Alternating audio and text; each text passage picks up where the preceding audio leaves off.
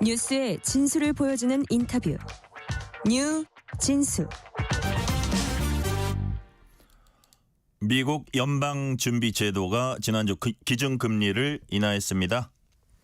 고용 둔화와 경기 하방 위험을 우려한 결정으로 보입니다. 이번 금리 인하 결정이 한국 경제엔 어떤 영향을 끼칠지 알아봅니다. 오늘은 김진일 고려대 경제학과 교수와 함께 이번 금리 인하의 의미와 영향 짚어보겠습니다. 지금 전화 연결돼 있습니다. 김진일 교수님 안녕하세요. 네, 안녕하세요. 김지일입니다. 네, 시간 내주셔서 감사드립니다. 부르셔서 감사합니다. 자, 연준의 이번 기준금리 인하 올 들어선 처음입니다. 하지만 사실 연준이 기준금리 내리기 시작한 거 2024년 하반기부터였던 걸로 제가 기억을 하는데요. 네. 이런 과정 속에서 이번 기준금리 인하 어떤 의미를 지금 갖고 있다고 보십니까? 네. 말씀하신 대로 작년, 정확히 1년 전이네요. 작년 9월에 네네. 기준금리를 내리기 시작했는데 그거는 그 이전에 코로나 때 온 인플레이션 때문에 굉장히 금리를 많이 올렸고 이제 그게 인플레이션이 좀 줄어들면서 작년 9월부터 3번 연속으로 내렸고요. 네네. 그러고 나서 이제 올해 들어서는 계속 내리지 않고 동결하다가 이번에 9월에 처음 내린 겁니다. 네. 그래서 그거는 결국은 지난 9개월 동안 이제 세계 경제에 이러한 일들을 많이 다루신 트럼프 대통령 취임 이후에 일어났던 여러 가지 새로운 정책들, 네. 관세 정책이죠. 네네. 그런 정책의 효과를 좀 기다리고 이해하고 어떻게 되는지를 알아보고, 네, 그러고 나서 이제 정책에 대한 효과를 조금 이해하면서 정책 방향을 다시 완화 과정에 들어가자고 하는 것을 새로 시작한다고 네. 보면 될 것 같습니다. 그래요.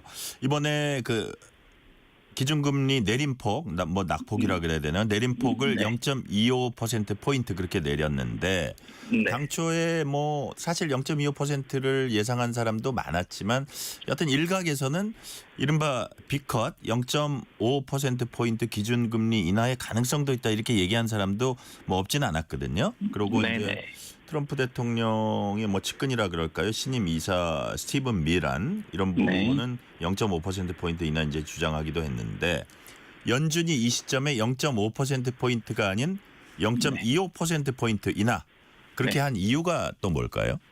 네. 그러니까 작년에 좀 9월부터 3번 연속으로 내렸는데 그때 첫 번째인 9월에는 사실 0.5%포인트 B컷을 했었습니다. 네네. 그 다음에 두 번은 이제 0.25%포인트였고요. 네.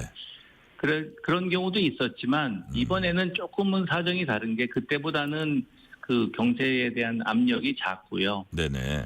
그 다음에 말씀하신 대로 스티브 마이런 백악관 경제자문위원회 위원장이 네. 새로 월요일 날 연준에 들어왔습니다. 선서를 하고요. 네. 대통령이 임명 혹은 노미네이트한 건 좀 됐지만 들어온 지는 지금 방금 들어왔다 이거죠? 네, 월요일 날 취임 선서를 하고 화요일 수요일 회의에 참석을 했거든요. 그래요. 그러니까 아마 연준 역사상 그렇게 빨리 상원에서 인준한 경우도 거의 드물고요. 기록인지 모르겠는데 아마 저는 기록일 거라고 생각을 하고요. 본래 이게 시간이 많이 걸립니까 이런 게? 몇 달 걸립니다. 몇 달 그래요? 걸리고 실제로 양쪽 당끼리 약간 사이가 안 좋으면 안 되는 경우도 있고요. 네. 그래서 심지어는 노벨상 수상자인데도 안 된 분도 있습니다. 네, 그러니까 굉장히 정치적인 것이 큰데 지금은 이제 행정부와 의회를 공화당이 다수이기 때문에 상당히 이렇게 빨리 할 수가 있었고요. 그것도 이제 월요일 날 해서 화요일 날 바로 보통 하면은 한 몇 주 동안은 이런 위원회에 참석을 안 하는 경우가 많은데 그러다 법이 있는 건 당연히 아니고요. 근데 이제 그만큼 급하고 0.5%를 인하를 주장하면서 반대포를 던졌죠. 그런데 여기서 이렇게 작게 하면서 사실은 다른 2명의 위원들이 6주 전에는 7주죠. 7주 전에는 반대표를 던져서 그때는 금리 동결에 내리자고 했거든요. 사람들은 그 2명도 반대를 하지 않을까라는 예상도 했었습니다. 그런데 한 명만 결국은 반대를 한 거로 결론이 났었죠. 그러니까 그 얘기는 0.5%에 대한 의견이 아주 강하지는 않다는 것을 연준에서 표시하기 위해서 아마 0.25%의 12명의 투표권자 중 11명이 찬성을 하고 네. 1명이 반대하는 그러한 결과를 낸 것 같습니다. 그래요. 아까 김진일 교수님이 스티븐 마이런 하는데 이 역시 발음이 다르다. 제가 이런 생각도 잠시 했고요. 저도 뭐 왔다 갔다 하는데요.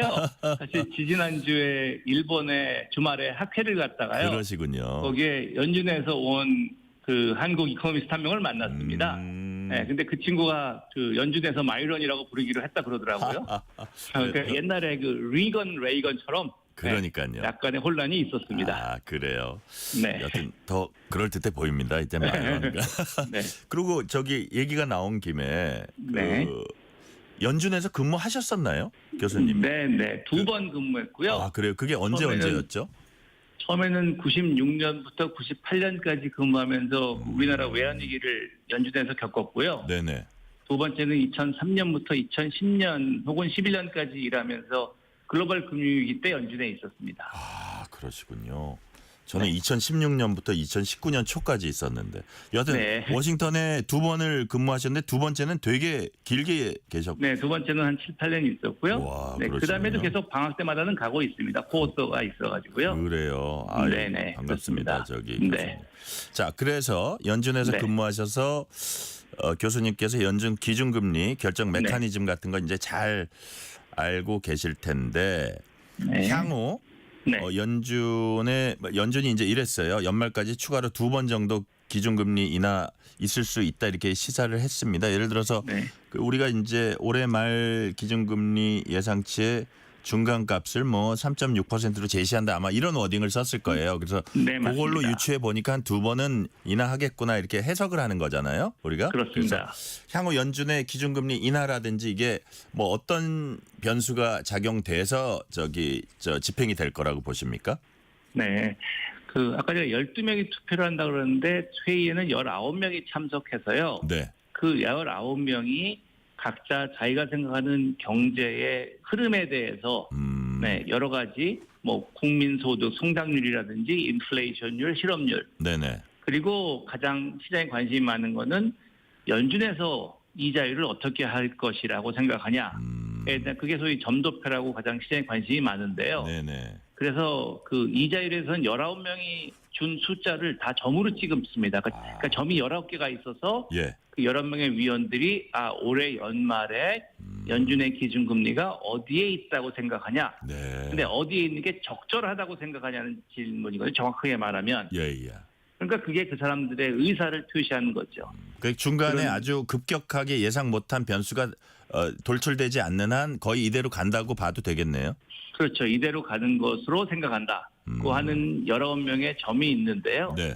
그중에 이번에 보면 2번 추가적으로 내린다가 9명이고요. 네.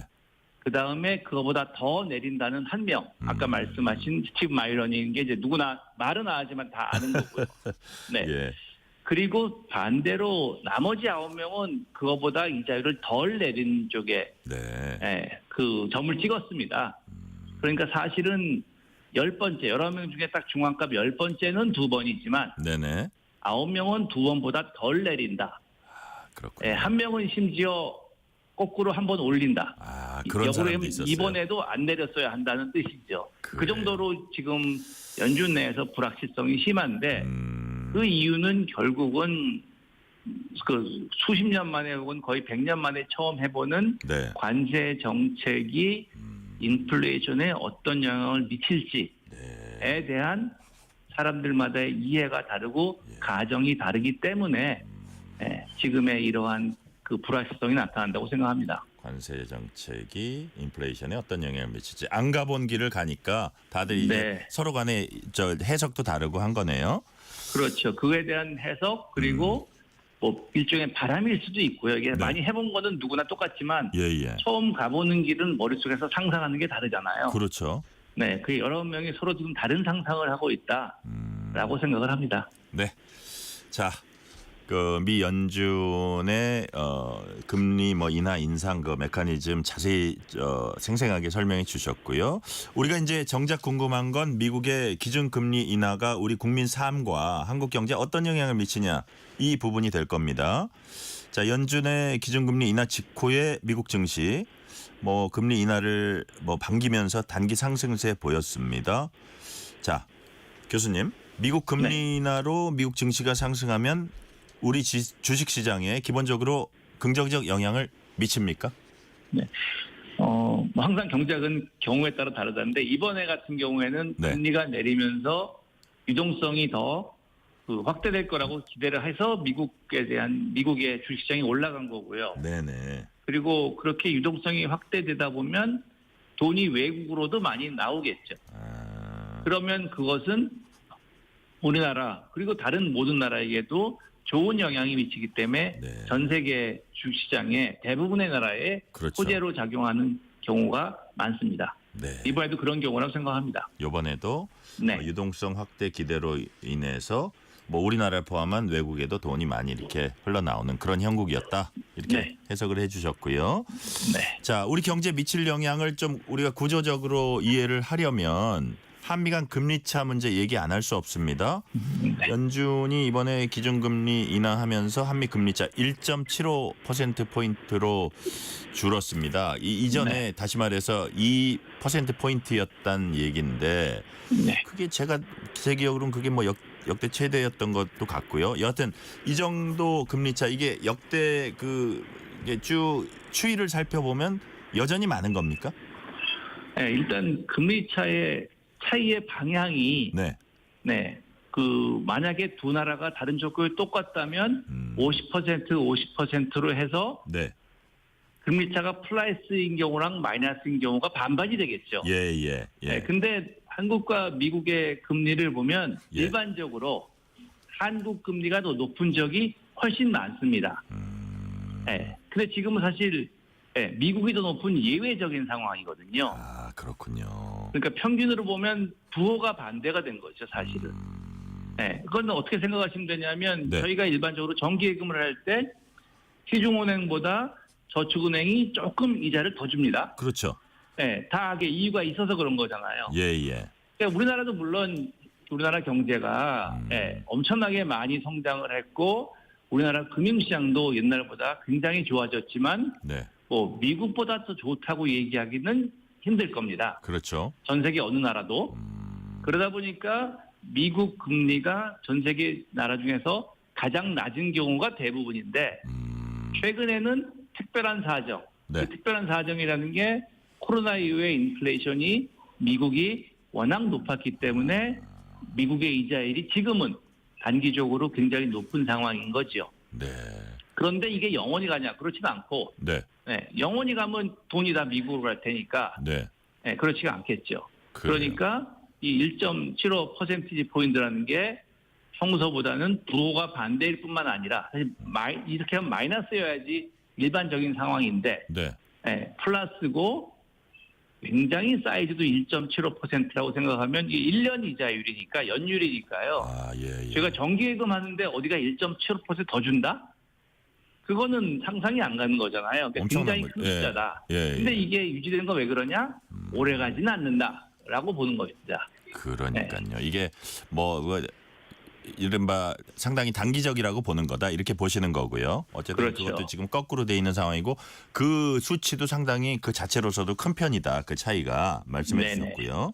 네. 자, 그렇다면 한미 금리 차가 결국은 이제 줄어들 걸로 전반적으로 예상을 하시는 건데 네. 그렇게 되면 이게 한국은행 결정에는 어떤 영향을 끼칠지 최근에 이제 박종우 하는 부총재보 얘기를 보니까 만약 미국의 금리 인하가 이루어지고 외환시장 변동성만 완화된다면 국내 여건에 집중해서 이제 통화정책 볼 여력이 커진다 이런 취지로 얘기를 했거든요. 그래서 여기서 지금 박 부총재보가 얘기하는 국내 여건이라는 건 어떤 걸 가리키는지 또 이제 뭐 다음 달에 23일인가요? 통화정책 방향 회의가 있던데 하느니 여기서는 진짜로 인하 결정을 내릴 가능성이 크다고 보시는지 질문을 그냥 두세 개를 해버렸네요. 죄송합니다. 예.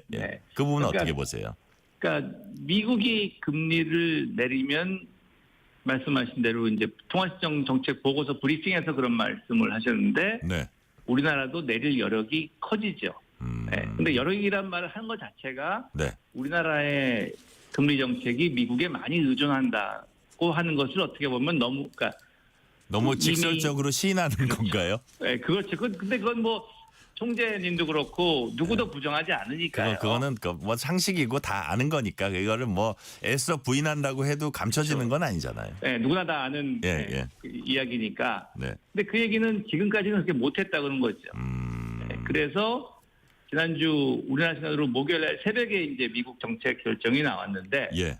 그러고 나면 보통은 총재님은 그 부총리랑 같이 하는 FOA 가시고 네. 부총재가 행내 회의를 주재하고 그다음에 이제 기자들을 만나서 이야기를 하는데 이번에는 총재님이 IMF에서 다른 중요한 일정이 있으신 걸로 제가 있었던 걸로 알고 있는데 네. 그래서 사진 보시면 부총재가 FOA 가고 부총재 박정호 부총재 보가 회의를 주재하고 네. 그 워딩이 국내에 집중할 여력이 커졌다라고 할 걸로 기억이 납니다. 목요일 날. 예. 네, 그때 이제 들었는데 그 얘기는 지금까지는 국내에 집중을 못 한다는 얘기죠. 그러니까 그게 지금 말씀하신 대로 한미 금리차 때문에 네. 돈이 여차하면 빠져나갈까봐 그리고 우리가 만약에 금리를 내리면 이제는 내리는구나 그러고 빠져나갈까봐 그게 걱정이 되는 건데 미국이 한 클릭 내렸으니까 우리도 조금은 여유가 생겨서 예. 이제는 그러니까 국내 경기가 굉장히 안 좋고 노동시장이 안 좋기 때문에 네. 금리를 내려서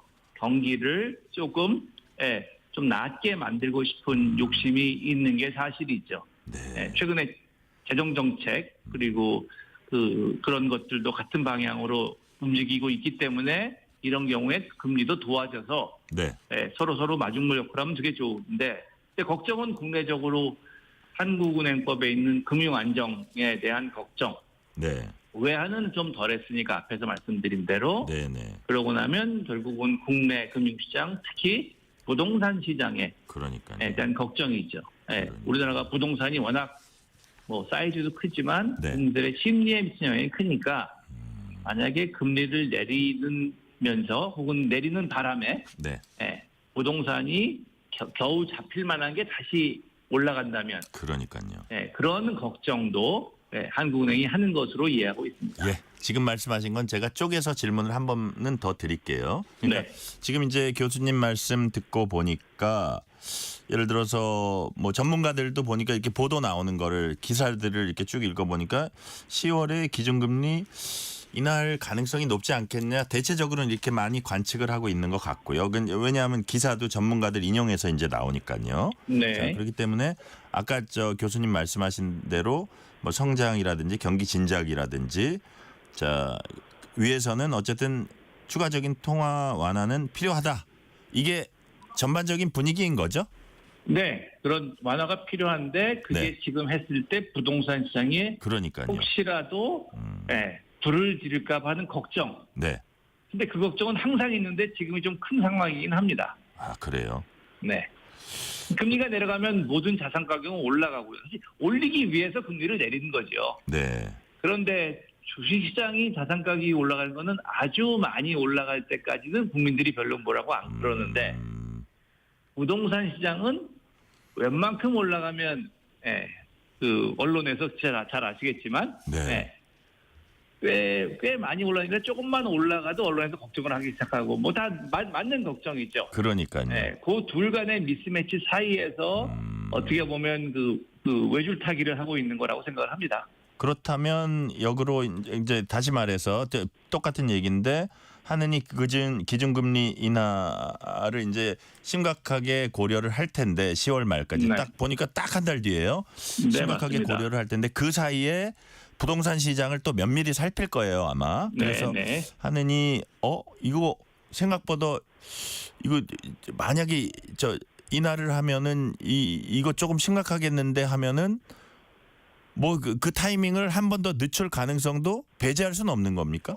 그렇습니다. 저 생각에. 물론 그래요? 인하를 할 가능성이 더 많은데 네. 다른 조건이 동일하다면 네.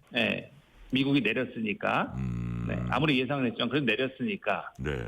그렇지만 이번에는 지난번 금통위랑 10월 23일까지가 8주라는 긴 기간이 있습니다. 예. 더구나 중간에 이제 보통 6주나 7주인데 이번에는 추석 연휴가 있어서 8주라는 오랜 기간인데 네. 추석 연휴에 이제 많은 일이 일어날 텐데 물론 경제 활동은 없지만 뭐 집 찾는 사람도 많이 그때 하잖아요. 예. 연휴긴 하지만 그때 어떻게 부동산 가격이 움직이느냐고 하는 것이 그 심리, 네, 그 추석 심리라는 게 물론 정치적으로 정치하시는 분들 국회의원들이 되게 중요시하지만 네. 경제에서도 그 추석 때 분위기, 그러니까 경기는 살아났으면 좋겠는데 부동산은 너무 과열되지 않으면 좋을 것 같은. 그러니까. 네, 그게 지금 우리나라의 고민이라고 생각을 합니다. 아까 이제 교수님 말씀하실 때 뭐 언론 같은 데서 부동산 그 부분에 되게 막 주목해가지고 더 민감하게 이렇게 기사도 쓰고 지적도 하고 그런 얘기를 하고 정책 당국도 그거를 무시하지 못하고 아주 중요시하게 생각하고 이러는 게 네. 결국은 제가 보기에는 국민들이 또 부동산을 그렇게 민감하게 생각하기 때문에 그게 다 반영되는 이런 현상인 것 같아요. 네, 그렇게 생각합니다. 저 동의하고요. 단순히 심리뿐만 아니라 네. 다른 재화들은 소유가 그렇게 아주 불균등하지는 않거든요. 물론 부자들이 많이 가지고 있지만 네. 부동산만큼 소유의 불평등이 심한 자산이 없는 것 같아요. 그러니까요. 네, 그리고 실제로 많이 오르고 적게 오를 때 차이도 크고요. 그러니까요. 다른 것들은 또 물론 차이가 있지만 그렇게 차이가 많이 나지는 않기 때문에 그래서 부동산에 이렇게 민감하다고 생각을 합니다. 그러니까요.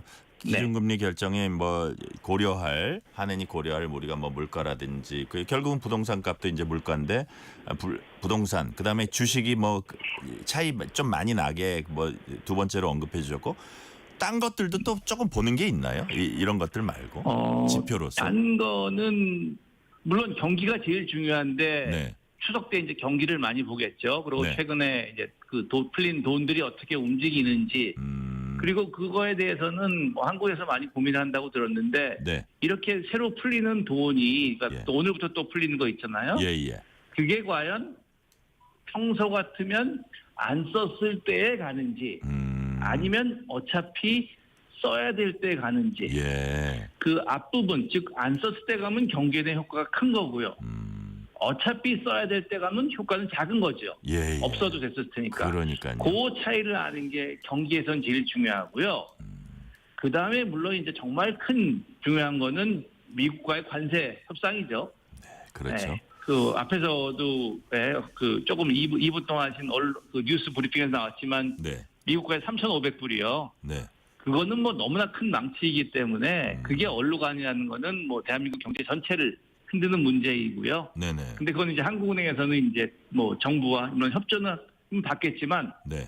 그건 이제 받아들이고 너무 큰 샥이니까 어떻게 해볼 수가 없는 샥이죠, 그거는. 그렇죠. 그렇지만 굉장히 중요하긴 하고 한국에서 직접적으로 보는 거는 약간 작고 매일매일 나오는 혹은 매주일마다 나오는 주택 가격이 가장 민감하게 반응한다고 생각합니다. 그러니까요. 자, 교수님, 이게 사람들이 뭐 한국은행 기준금리 내린다 그러는데 그러면 내 또 대출금리도 좀 빨리 내렸으면 좋겠는데 이게 현실은 그렇지 않고 네네. 이게 당장 즉각적인 이 영향을 못 미치는 이유. 그렇다면 중장기적으로는 또 어느 정도는 영향을 미칩니까? 이게 둘 간에 왜 이렇게 미스매치라 그럴까? 금방 연관이 안 된지 불만인 분들이 많아요. 많죠. 뭐 저도 뭐 돈 빌릴 때 항상 그런 생각 하는데요. 네. 왜냐면 기준금리는 굉장히 짧은 금리입니다. 네. 그 앞으로 예를 들어서 6주 동안 어떻게 금리를 가져갈 것이냐고 6주 후에는 바뀔 수가 있는 거죠. 예. 근데 대출 금리가 만약에 30년 금리라고 한다면 네. 이런 결정이 1년에 8번씩이 있으니까 240번의 결정의 평균이 30년 금리거든요. 그렇죠. 그러니까 물론 오늘 결정하는 게 앞으로 239번의 결정과 상관은 있지만 네. 앞으로 239번 동안 어떤 일이 일어날지 모르니까 이 30년짜리 대출 금리는 아주 민감하게 1대1로 변하지는 않고요. 네. 그렇기 때문에 어떤 경우는 금리를 내렸는데 오히려 미래에 인플레이션이 생길 것 걱정해서 대출 금리가 올라가는 경우도 왕왕 있습니다. 네. 자, 교수님 이제 시간 관계상 마지막 질문 드릴게요. 지금까지 네네. 미국 금리와 한국 금리, 한국 네. 경제와 부동산 시장까지 쭉 자세히 말씀해 주시고 아주 알기 쉽게 말씀해 주셨는데 앞으로 청취자들이 어떤 네. 점을 더 주목해서 보면 좋을지 어떤 모멘텀을 이렇게 주목하면 좋을지 그런 부분을 짧게 정리해 주세요. 네. 결국은 중앙은행이 인플레라는 게 가장 기본적인 중앙은행의 목표이기 때문에요. 네. 네. 인플레이션 그 중에 한 부분이 이제 우리나라 같으면 주택 시장이겠죠. 그게 가장 중요하다고 생각할 수 있고요. 네. 네, 그와 관련해서 이제 재정 정책의 역할, 통화 정책의 역할이 있고, 그리고 계속 봐야 될 거는 뭐 외국의 이야기지만 연준 그리고 트럼프의 관세 정책, 네. 그거는 너무나 큰 이슈니까 계속 주목해야 된다고 생각합니다. 네. 오늘 말씀은 여기까지 듣겠습니다. 지금까지 김진일 고려대 경제학과 교수였습니다. 김진일 교수님 오늘 말씀 감사합니다. 네, 감사합니다. 편지